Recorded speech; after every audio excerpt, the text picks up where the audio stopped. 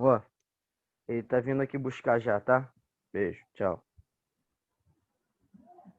Aluno. Aluno. Não, tá falando com alguém. Não sou eu. Então, Oi, pessoal, professora. Desculpa. olá. Tudo bem, sem Tá problema. falando aqui com outra...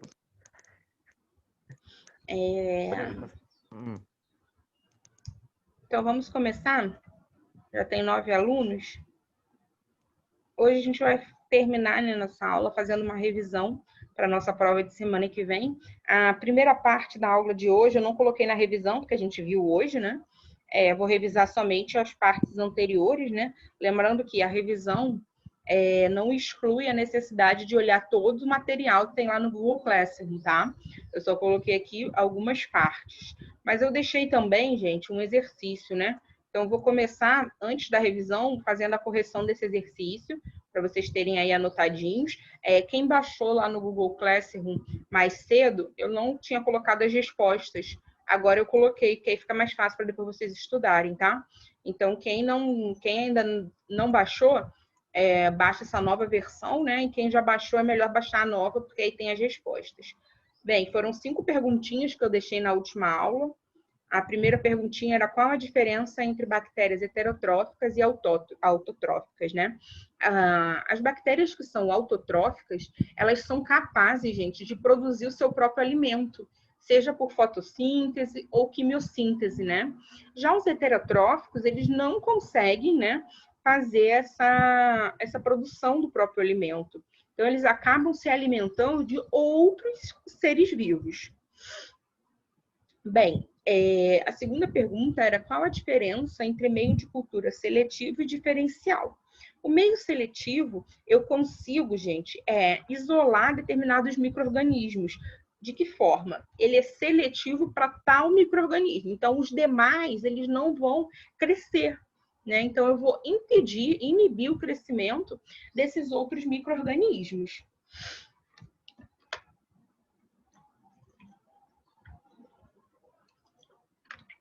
Já o meio diferencial, não. O meio diferencial cresce em todos os micro-organismos, né? Só que a gente consegue ver uma diferença de um para o outro, né? Então, por exemplo, eu tenho uma mudança de coloração e aí eu consigo distinguir um micro-organismo do outro. Então, essa é a diferença. No seletivo, ele vai impedir o crescimento de outros micro-organismos. Quando a gente fala em meio diferencial, né? O que acontece é que todos vão crescer, mas eles vão crescer com alguma característica diferente. Bem, o que difere, né, catabolismo e anabolismo? O catabolismo está associado à quebra, gente, degradação, né? Então, toda vez que a gente ouvir a palavra catabolismo, eu estou quebrando moléculas que são complexas em moléculas menores. O anabolismo já é o contrário, né? O anabolismo eu estou sintetizando moléculas, né, maiores. Então, eu estou pegando menorzinhas e aumentando. É tortinho. A outra pergunta, aquela 4, eu coloquei assim, qual a condição, né, necessária para que a fermentação ocorra? Na aula passada, a gente conversou, né, que a fermentação ela só vai ocorrer na ausência de oxigênio, né? Então, seria um sistema de anaerobiose. Então, nesse caso, a condição necessária é a ausência de oxigênio. Explica a diferença entre meio quimicamente definido e meio complexo. O meio quimicamente definido, a gente teve um pouquinho hoje essas diferenças, né? É aquele no qual, gente, eu conheço todos os componentes. Então, ele é todo definidinho. Diferente do meio complexo. O meio complexo, eu estou utilizando, por exemplo, um pedaço de fígado, estou utilizando um extrato de carne, e aquele pedacinho de fígado, aquele extrato de carne, aquele peixe, né? Eu não sei a composição toda dele. Então, ele é um meio complexo porque ele não está totalmente definido, tá? Então, Professor, Oi? porque minha internet caiu. O exercício já começou do 5 ou foi do 1? Do 1.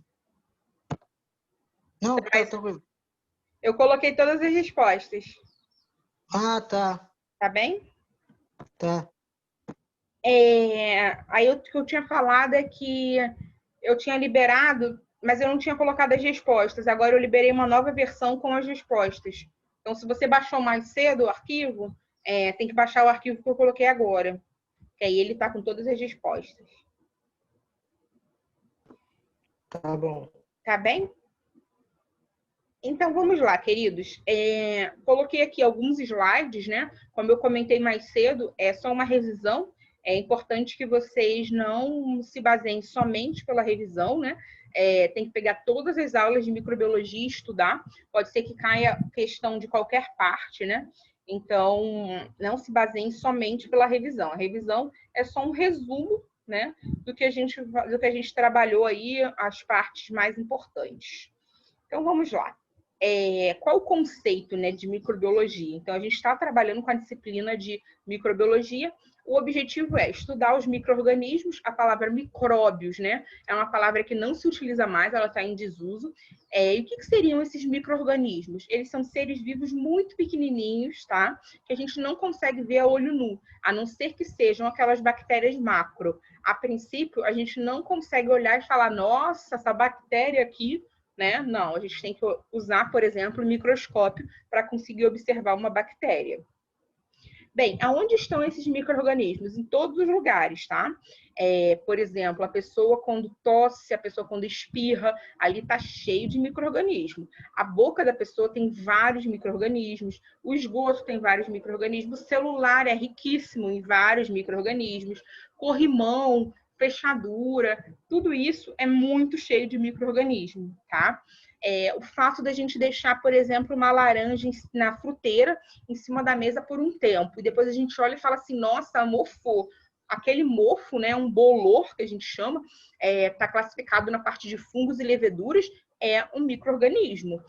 O esgoto, quando a gente passa por um rio, né, e a gente vê aqui aquele monte de esgoto ali, é riquíssimo em micro-organismo.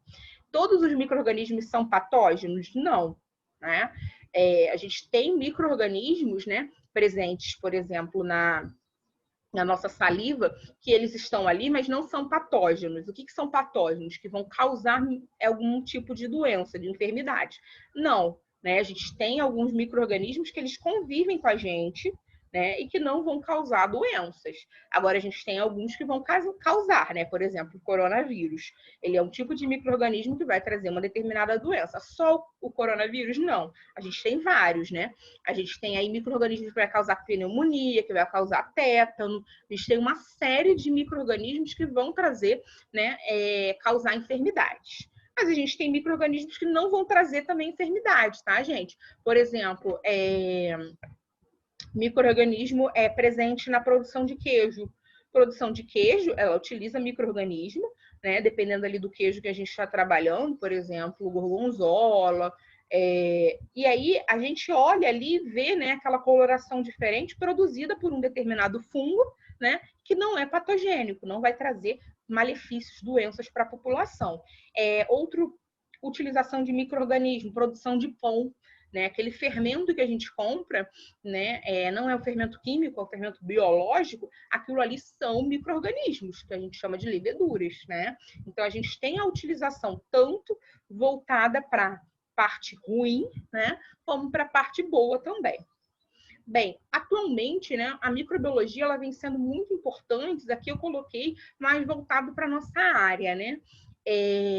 No controle, por exemplo, e tratamento de doenças, né? O técnico em química ele pode atuar nessa parte, né? Na parte de microbiologia, na parte de vacinas, na parte de medicamentos, tratamento de águas e esgotos, e mais especificamente, gente, em qualquer tipo de indústria que tenha um controle de qualidade microbiológico, né? Então, por exemplo, a legislação ela preconiza um determinado ausência desse micro-organismo ou presença até tantos UF6, né? Unidades formadoras de colônia por ml, por exemplo, de um determinado produto. E aí aquela empresa, aquela indústria, ela tem que ter um laboratório de microbiologia para, antes de liberar os lotes, né, daquele alimento, daquele medicamento, enfim, que a gente faça as análises para verificar se está dentro do que a legislação preconiza, tá? Porque se passar por uma fiscalização e estiver fora, né, essa empresa é multada, além dos problemas que pode trazer, dependendo de qual micro-organismo está presente, né, para a pessoa que for consumir. Aqui eu coloquei alguns associados à importância industrial, né? Por exemplo, a bebidas alcoólicas, a produção de vinagre, a produção de insulina, né? A insulina que as pessoas tomam, né?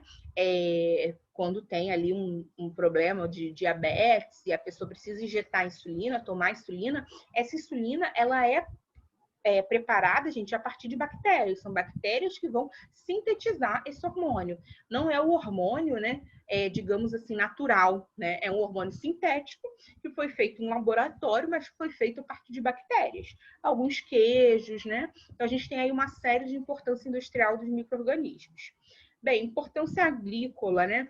Está associado, por exemplo, a proteger uma determinada plantação, né? Quanto à proliferação, quase que não sai, de micro-organismos. A gente utiliza também para manter ali a fertilidade do solo, também é utilizado para suplementação alimentar. Bem, e aí a gente começou a falar um pouquinho sobre a classificação, né? Qual foi a ideia da classificação? A ideia era que, de uma maneira geral, qualquer lugar, né, pudesse tratar de um determinado micro-organismo de forma igual, sabendo que estão falando daquele mesmo micro-organismo. Então, criou-se, gente, grupos, né, associados a conjunto de características, né, de acordo com alguns critérios. Então, a gente, a princípio, né, tem a divisão em reinos, em domínios, né? Então, por exemplo, eu tenho ali 3 domínios, né? Que seria o domínio bactéria, árquea e eucária. E esses domínios, eles são divididos em reinos, como se fossem subdivisões, né? O bactéria seria o eubactéria, o árquea seria o arqueabactéria, o eucária teria o protista, o plantae, o fungo e o animalia, né? E aí a gente tem uma série de outras subdivisões aí dentro de cada reino desse. Bem, e qual foi a ideia? A ideia foi que fosse criado um conjunto de regras, né, para que a gente pudesse classificar em diferentes categorias. E aí os biólogos, né, criaram a taxonomia, que é o quê, gente? Está associado a essas subdivisõezinhas que a gente acabou de falar de 2, né? A gente pensa da seguinte forma: eu tenho um reino, né? O reino, eles não têm tanta semelhança, tá? Aí, esse reino, ele subdivide, né, em filos. Esses filos se subdividem em classe, que divide em ordem, família, gênero e espécie. Se os micro-organismos são, por exemplo, do mesmo gênero, é porque eles têm muita semelhança, né, entre as suas características. Agora, se eu falo que um determinado organismo está no mesmo reino, não significa que eles têm muita semelhança, tá? A gente tem aqui a ordem das subdivisões. Agora, quando eu falo que, por exemplo, ele é da mesma família, significa que ele tem muitas semelhanças, porque ele é do mesmo reino, do mesmo filo, da mesma classe, da mesma ordem, portanto, da mesma família. Só que aí ele pode ter gêneros diferentes, ou até mesmo ser do mesmo gênero, mas espécies diferentes. Bem, e aí foi criado, gente, uma nomenclatura, né, com regras de um código internacional, né, da nomenclatura biológica, com o objetivo de a gente conseguir falar de um determinado micro-organismo aqui no Brasil e falar do mesmo micro-organismo lá na Europa, né? E aí isso vai facilitar a comunicação científica. Cada organismo ele é designado por 2 nomes. O primeiro está associado ao gênero e o segundo está associado à espécie, tá? Como é que funciona a nomenclatura? O primeiro ele sempre vai ser escrito, que é o gênero, em letra maiúscula, o segundo em letra minúscula. A gente pode fazer abreviações, né, do primeiro nome. Os vírus, né, eles não seguem essa nomenclatura, tá, gente? Os vírus, eles vão ter nomes específicos. Normalmente, os gêneros, né, e a espécie, elas vão ter informações a nos contar sobre aquele micro-organismo, por exemplo, a aparência dele, o habitat, alguma característica, como, por exemplo, o Staphylococcus aureus, né? O estáfilo significa que a organização das colônias é como se fossem cachos de uva. Áureos é porque eles têm colônias amarelas, lembrando o dourado, né? De ouro ali. Então, a ideia seria que a gente consiga ter alguma informação. Por exemplo, Escherichia coli. O primeiro nome é devido ao biólogo, né, que é o Escherichia, e coli é porque o habitat, né, comum desse micro-organismo é o colo intestinal, por isso coli. Bem, a espécie, né, elas vão se aplicar aos organismos que são eucariontes, tá? Então, a maioria das algas, dos fungos, dos protozoários. Tá, mas e os procariontes? A gente não utiliza, gente, essas nomenclaturas, né? Elas são classificadas em relação à semelhança dos membros e não devido à classificação, à troca sexual dos genes, né? Devido à sua capacidade de cruzamento. Como é que os vírus são classificados, né? Os vírus, eles são sempre muito complicados porque você tem pouca informação, né, da história evolucionária deles. A gente está vendo aí, né, atualmente como tem sido difícil, né? Os vírus, eles sofrem muitas mutações, o que sempre é algo desafiador, né? Porque se teve uma modificação, uma mutação, a gente já tem outra espécie ali e é muito difícil o combate, né? Então, como é que funciona normalmente, né, os nomes? A gente não utiliza, gente, nomes, né, como se fosse Escherichia coli, Staphylococcus aureus, Salmonella, um nome comum. Normalmente, eles utilizam o nome em cada idioma, né? Então, por exemplo, a gente não tem o nome para o vírus da cachumba, a gente conhece como vírus da cachumba, né? Então, a mesma coisa atualmente, né? A gente chama de Covid, coronavírus, né? Enfim, a gente não tem aquela nomenclatura, né, que a gente utiliza. O vírus, ele é um pouquinho diferente. Bem, aí a gente começou a falar da organização celular, né? Nós conversamos que é importante, né, a gente saber em relação ao número de células, como os seres vivos são organizados. A gente tem a organização dos unicelulares, que eles são formados por uma única célula, e a gente tem os pluricelulares, que eles são formados por muitas células. Essa classificação, eu diria que é uma das mais importantes. Está associado, gente, a uma característica do núcleo. Por exemplo, os procariontes, o núcleo da célula não tem uma membrana. Já os eucariontes, eles possuem uma membrana revestindo o núcleo e possuem outras organelas. A gente ainda tem, gente, características, né, em relação ao tipo de células, que seria a classificação de acelular, quando eu não tenho uma estrutura celular. Bem, esses micro-organismos, eles podem ser subdivididos, né, em 6 grupos. Dentro dos procariontes, a gente tem as bactérias e as arqueias, os eucariontes, né, algas, fungos e protozoários, e os vírus, que são acelulares. Bem, a célula procarionte, ela não apresenta, gente, aquela membranazinha em volta do núcleo. Então, o núcleo, ele está disperso no citoplasma, tá? Essa membranazinha se chama carioteca. Então, a célula procarionte não tem a carioteca. Aí, o que acontece? Esse material, então, genético, né, daquela célula, ele está disperso no citoplasma, e isso é chamado de nucleoide, que é essa partezinha vermelha aqui no centro da imagem.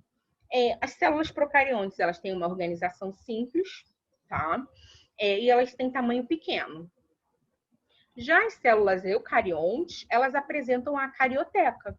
Além disso, gente, elas apresentam muitas organelas, que são vários compartimentozinhos, né, que vão ter uma membrana ali unitária.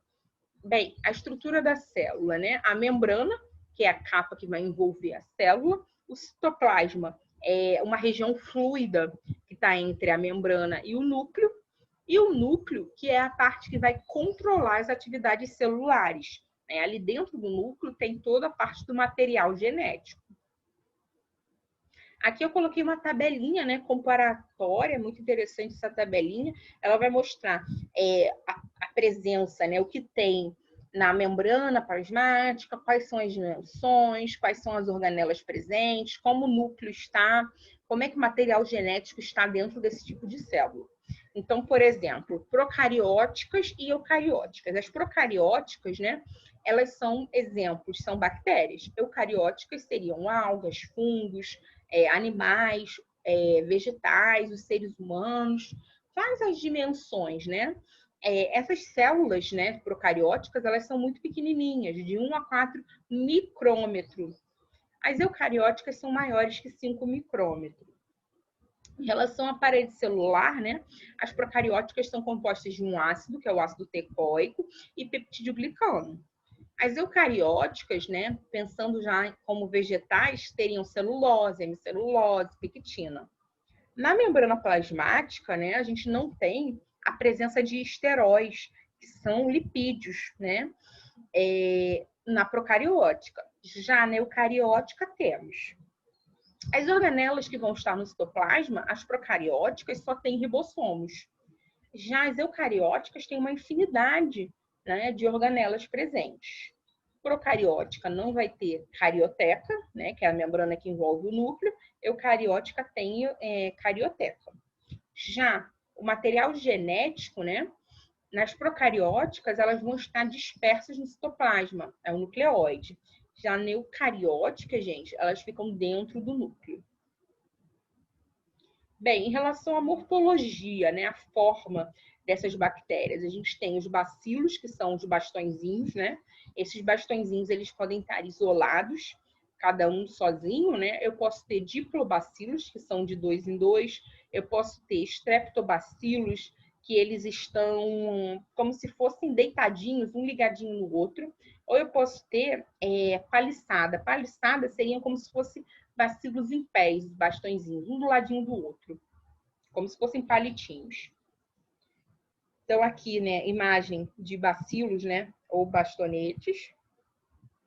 A gente tem os espirais, né? Os espirais, eles vão formar como se fossem estruturas, são estruturas espiraladas, né? E aí eles podem ser espiroquetas ou espirilos. Aqui tem algumas imagens, né, dos espiralados, os espirilos e as espiroquetas. O vibrião, né, que é muito importante, ele tem tipo um formatinho de vírgula. Bem, em relação à respiração, a gente conversou também na semana passada, né? A gente tem aí uma importância associada à respiração, devido a os micro-organismos só conseguirem, né, crescer em determinadas condições. Então, eu posso ter condições de crescimento, gente, que o micro-organismo só vai crescer na presença de oxigênio. Então, é o primeiro tubo de ensaio. Repara, o micro-organismo todo aglomerado na superfície. Anaeróbico seria quando eles crescem no fundo. Por quê? Porque eles querem crescer na ausência de oxigênio. E eu posso ter o facultativo. O facultativo, ele vai crescer tanto na presença como na ausência. Bem, em relação à nutrição das bactérias, né? A gente pode ter autotróficos ou heterotróficos. Autotróficos é quando o micro-organismo ele consegue produzir seu próprio alimento. Já os heterotróficos, eles se alimentam, né, de outros seres vivos. Eles não conseguem produzir o seu próprio alimento. Bem, aí aqui eu coloquei os autótrofos, né? Eles podem ser fotoautotróficos ou quimioautotróficos. Os fotoautotróficos são aqueles que vão obter seus nutrientes com a luz do sol, com a ajuda da luz do sol, né? Fazendo através de fotossíntese. Agora, os quimioautotróficos, eles vão utilizar, gente, eles vão conseguir obter energia a partir da quebra de ligações químicas, né? Então, eles vão quebrar moléculas, né? Quando eles quebrarem essas moléculas, eles vão conseguir obter essa energia. Bem, os heterotrófitos, né? Eles podem ser saprófitos, que são aqueles que vão utilizar material orgânico de animais e plantas mortas. Eles podem ser parasitas, né? De que forma? Eles vão envenenar o organismo do hóspede devido aos seus produtos de metabolismo. Ou simbióticos, que, por exemplo, vivem no intestino dos animais. Aí eles comem as plantas e quebram a celulose. Em relação à reprodução, né? A gente tem a assexuada, que é o tipo de reprodução mais comum nas bactérias, que pode ser por bipartição, cisparidade ou divisão binária. Como é que funciona, gente? A gente tem a duplicação do material genético, do DNA, né? E aí, depois que duplica, tem a divisão de células. Então, aqui seria um exemplo, ó. Eu tenho, primeiro, né, a duplicação do DNA, depois que duplica, né, eu tenho a formação das duas, né, das duas célulazinhas, como se ela estivesse quebrando, partindo aqui, tá? Eu vou dividir em duas células. A reprodução sexuada é quando eu tenho a transferência de DNA de uma célula para outra. Depois que esse DNA foi transferido, né? Esse fragmento de DNA da bactéria doadora se recombina com o da receptora. E aí a gente produz, gente, novos cromossomos, que vai ter a mistura de genes. Bem, aí aqui eu coloquei os tipos que podem ser sexuadas, por transformação, por transdução ou por conjugação. Por transformação, como é que funciona, né? A bactéria ela vai absorver o DNA, né? Como se fosse, por exemplo, o DNA de bactérias mortas. Então, ele absorve aquele DNA e esse tipo, né, ocorre espontaneamente na natureza. Então, a ideia seria, ó, eu tenho aqui a minha célula bacteriana e eu tenho meu material genético, né? E aí, como é que funciona? Eu pego um pedacinho desse DNA de fora, né? Ele entra na célula bacteriana e ele vai fazer parte do material genético dessa bactéria. Então, ela fica uma bactéria transformada. Quando é por transdução, né? Eu tenho que os fragmentos de DNA são transferidos de uma bactéria para outra. E aí a gente utiliza um vírus como vetor, são os bacteriofagos. Acho que eu botei uma imagem aqui.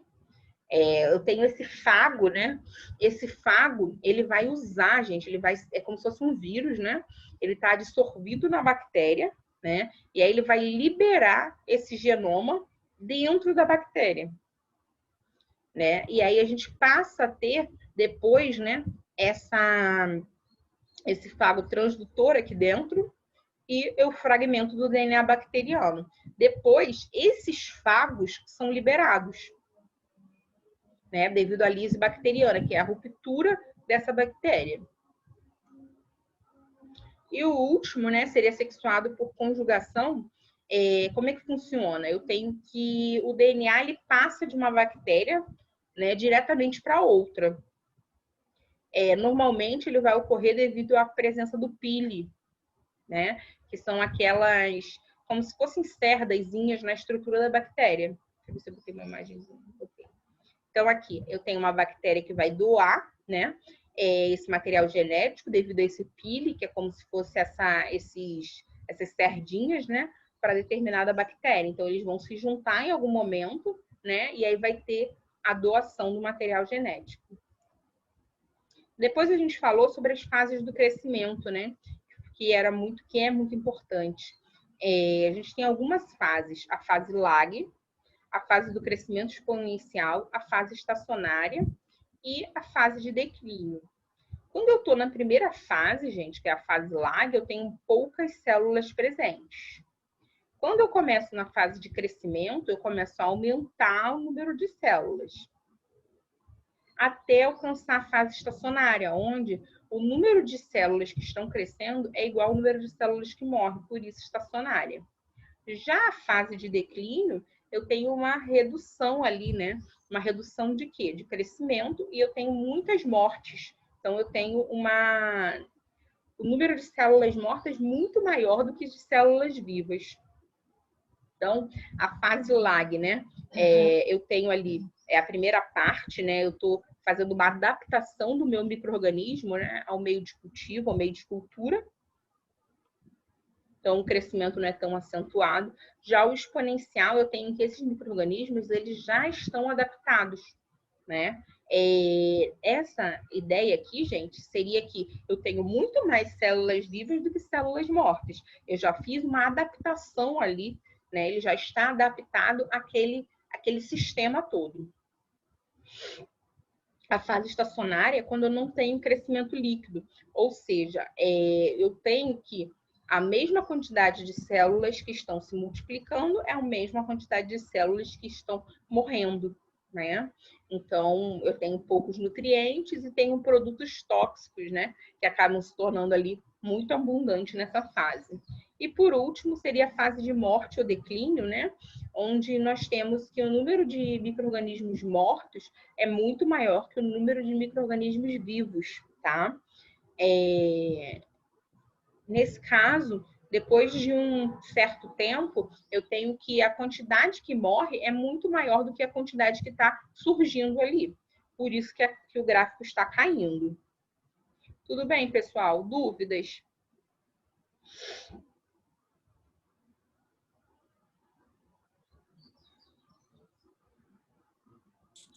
Tudo tranquilo, professora.